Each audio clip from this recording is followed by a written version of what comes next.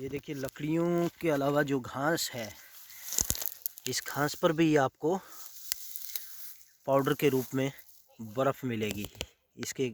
इसे देखिए, यह घास है और इसके ऊपर जो ये बर्फ़ की चादर एक परत के रूप में है। और ये देखिए अब क्या रहता है, ये जो अगर पानी ही होता है इसमें, तो वो पानी तो बह करके ओस ओस जो होती है वो फ़ायदेमंद होती है फसलों के लिए, क्योंकि वो जड़ों में चली जाती है। और जब धूप निकलती है तो वो एक प्रकार से भाप बन करके ऊपर उठती है, और ये प्रक्रिया जब तक चलती रहती है फसलों को फ़ायदा पहुंचाती है। लेकिन इस तरह से जो ये पाला घास पर जमा है, वैसे ही फसलों पर जम जाता है, और उसका साइड इफ़ेक्ट ये होता है कि फसलों के अंदर जो ग्रोथ होता है, ग्रोथ करने की जो क्षमता होती है वो बिल्कुल बाध्य हो जाती है, बिल्कुल ख़त्म के समान मानिए। और पौधे जो है वो मुड़ जाते हैं, उनके अंदर फल नहीं आएंगे। खासकर सरसों को बहुत ज़्यादा पाला मारता है, और इस समय जो स्थिति है वो इसी तरह की है। ये देखिए बिल्कुल सफ़ेद चादर की तरह जो जमी हुई है। और ये देखिए दोस्तों, ये बहुत ही ख़तरनाक स्थिति है किसानों के लिए, खासकर किसान भाई इससे काफ़ी आहत हैं। ये देखिए इसके अंदर बिल्कुल जान नहीं रही है, ये पौधा पूरी तरह से जो है ख़त्म हो चुका है, और लगातार ये पाला 3 दिन से पड़ रहा है। इस पौधे में जान नहीं है दोस्तों, अब ये पूरी तरह से ख़त्म हो गया है। अब चलते हैं हम आलू की फसल आपको दिखाते हैं। ये आलू की फसल है दोस्तों, हालांकि मल्चिंग भी की हुई है, इसमें पराली डाली हुई है, लेकिन उसका कोई असर आपको देखने को नहीं मिलेगा। ये देखिए ये आलू की फसल है और पूरी तरह से बर्बाद। ये पत्ते पूरी तरह से सिकुड़ चुके हैं, गल चुके हैं। ये देखिए अब ये फसल जो है ये कामयाब नहीं है। आलू की फसल तो वैसे ही पाला मार दे तो ख़त्म हो जाती है। ये देखिए पूरी तरह से चादर, हर चीज़ के ऊपर बर्फ़ जमी हुई है और बिल्कुल पूरी तरह से कड़क हो चुकी है। और आपको दूसरी तरफ ये देखिए घास के ऊपर सफ़ेद चादर आपको दिखाई देगी। पाला पड़ने के बाद स्वाभाविक है कि फसलें जो है वो ख़त्म ही समझिए। गेहूं को तो इतना नुकसान नहीं होता, लेकिन आलू, टमाटर और जो अन्य फसलें हैं वो दोस्तों नहीं बच पाती।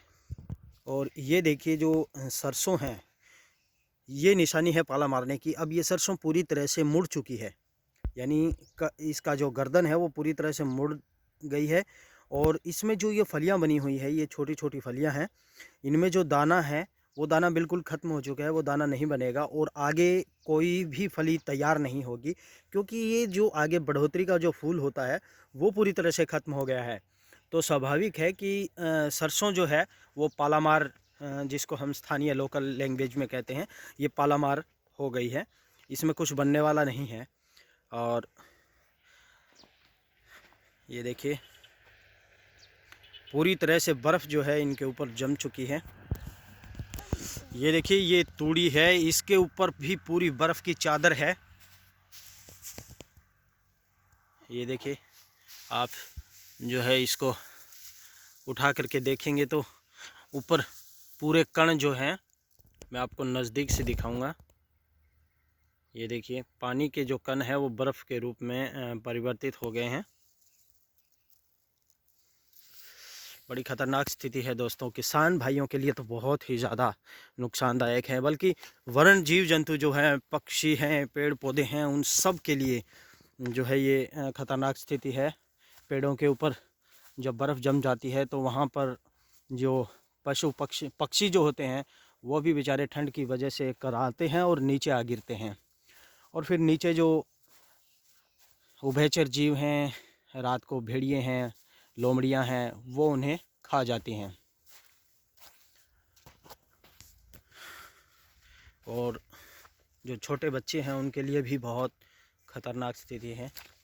ये देखिए ये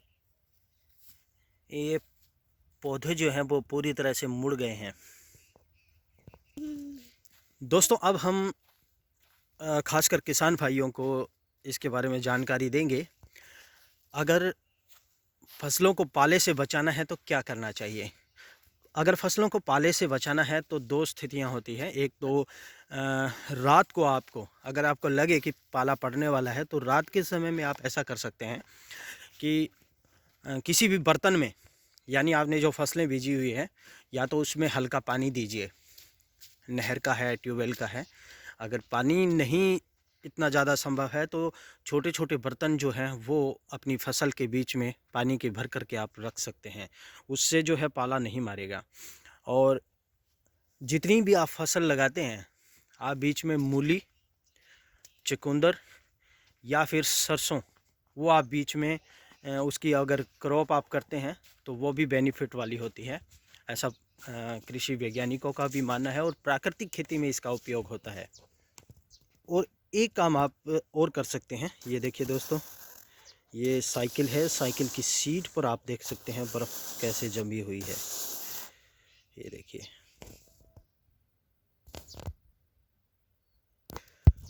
इसके अलावा दोस्तों एक काम आप और कर सकते हैं जो मैं पहले बताने वाला था आपको। आप रात के समय में आपके खेत में आग जला सकते हैं। अलग अलग जगह पर धुआं कर दीजिए तो वो एक वातावरण जो है आपके खेत के चारों तरफ का जो वातावरण है उसके ऊपर एक कवच के रूप में तैयार हो जाएगा और उससे धुएं की एक लेयर बन जाएगी और वो फिर पाला नहीं मारेगा। सूर्य नारायण जो है अब निकल चुके हैं और इसी के साथ विजिबिलिटी भी बहुत कम है, धुंध बहुत ज़्यादा है और इसी के साथ जो है अब पाला जो है वो छट जाएगा, लेकिन तब तक देर हो चुकी होती है। बहुत ही खतरनाक स्थिति में ये पाला पहुंच जाता है। और एक आप एसिड का छिड़काव कर सकते हैं, फॉलिक एसिड या ह्यूमिक एसिड जो है उसका भी आप छिड़काव कर सकते हैं, भूमि भी दे सकते हैं।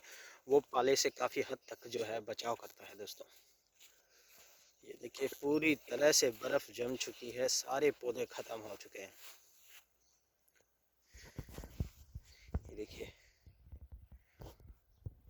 और पाले से बचाने के लिए उपाय बहुत सारे हमारे किसान भाई हैं वो करते रहते हैं, लेकिन ये जो प्रक्रिया है पाले से बचाने की, पानी और जो आग की है, वो सबसे कारगर है। इसके अलावा हमारे पास और कोई चारा भी नहीं होता। ये देखिए, गोभी पर भी काफ़ी पाला जमा हुआ है दोस्तों। देखिए, ये हमने तरबूज यहाँ लगाया था और इसमें भी आप देख सकते हैं पाले, जो डोली बनी हुई है, जो बन्नी बनी हुई है, उसके ऊपर आप देख सकते हैं पूरी तरह से पाला जमा हुआ है। ये एक प्राकृतिक चक्र है और इसे होना भी चाहिए, क्योंकि ये जो पुराने पत्ते होते हैं वो गल जाते हैं और उसके बाद नए पत्ते आते हैं। लेकिन किसान भाइयों के लिए ख़तरनाक है, क्योंकि उनकी जो फसलें हैं वो बर्बाद हो जाती हैं।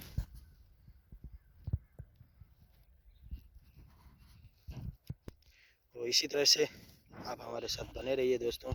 हम फिर नेक्स्ट वीडियो के अंदर किसी भी प्रकार से आपसे मिल लेंगे। तब तक के लिए नमस्कार।